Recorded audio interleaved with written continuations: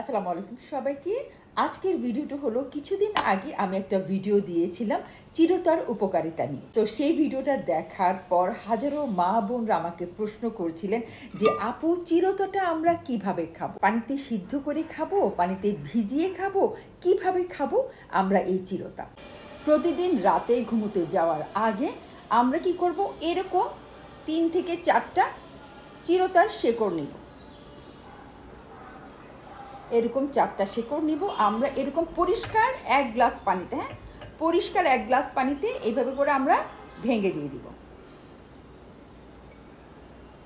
এই শেকড়গুলো কিন্তু আমি খুব ভালো করে ধুয়ে নিয়েছি, হ্যাঁ আমরা ধুয়ে ঠিক এইভাবে করে আমরা আমাদের গ্লাসের পানিতে দিয়ে দিব। ঠিক আছে, এই যে আমি চিরতার শেকড়গুলো আমি দিয়ে দিলাম।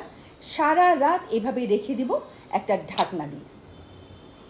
এভাবে আমরা রেখে দিব একটা ঢাকনা দিয়ে।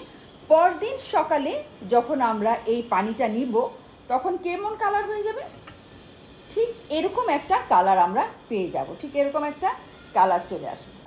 সপ্তাহে অন্তত আপনারা 2-1 দিন খান, 2-1 দিন খান, দেখবেন আপনাদের শরীরে ভীষণ ভালো লাগবে এবং মুখের ব্রণগুলো চিরতরে দূর করে ফেলবেন 100%।